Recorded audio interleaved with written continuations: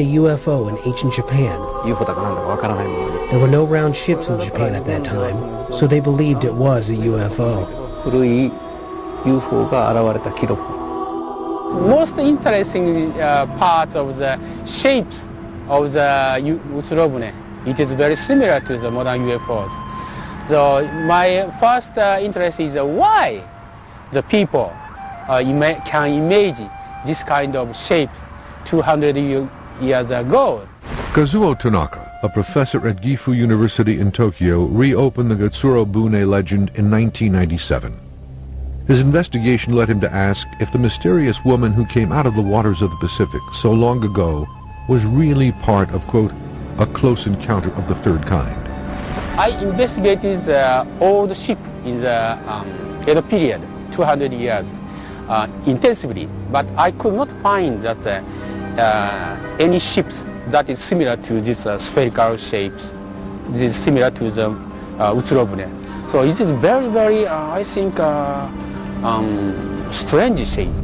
Beginning in the early 1800s, Japan suddenly sees a bounty of Utsurobune drawings, all by different artists in different parts of the country, each one telling the exact same story of a mysterious woman emerging from an eerily similar saucer-shaped craft. The Utsurobune folklore is very famous in Japan, and had it done in many places in Japan. I could find 5 pictures. It is a little bit strange. So why people made so many drawings concerning the Utsurobune? It is a mystery. These strange coincidences cause experts like Tanaka to wonder if Japan, which was completely closed to outsiders and outside news until 1857, experienced a mass UFO sighting at around this time. The Utsurobune folklore in Japan has a key to solve the mystery of the modern UFOs, I think. Coming up, scientists examine the theories behind the mysterious disappearance of vessels in the Dragon's Triangle. The mysteries of the sea pervade Japanese culture and history.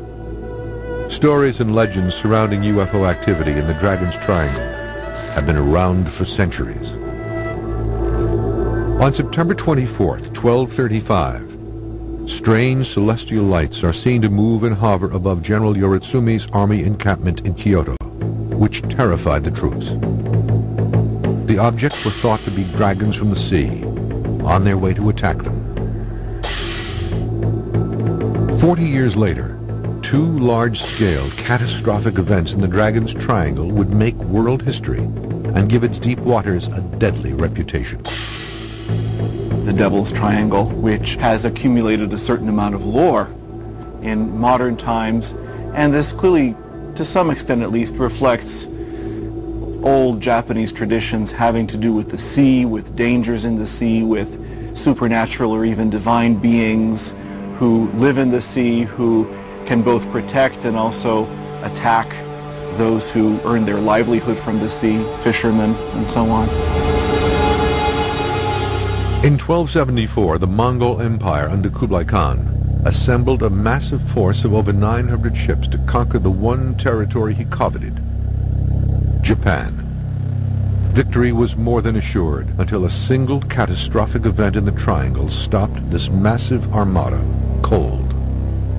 Mongolia was governing maybe half of Europe and all over Asia, and they tried to invade Japan as well. A typhoon came and all of the ships were sunk, and they couldn't reach Japan. And they brought about 40,000 troops in 1274 to Japan. More than half of that fleet was sunk in this storm, and so the Mongols' first invasion ended up as a major disaster. You know, some 20,000 Mongols were killed in that instance or lost their lives. Khan made another, more massive attack on Japan in 1281. This time he brought 140,000 men and 3,000 ships. The second invasion had similar disastrous results. An estimated 70,000 Mongol troops were destroyed, along with the majority of the ships. The second great effort to invade Japan was once again defeated by the arrival of a propitious wind, as the Japanese like to call it. And this created the notion of the divine wind. At the time of the Mongolian invasion, it is believed that the wind saved Japan. Experts and historians alike still question if events in this anomalous zone are the work of divine winds of benevolent gods, strange meteorological occurrences, or possibly something else. The fact that nature intervened on two separate occasions, I don't know, it did put a little bit of folklore into Japanese history as far as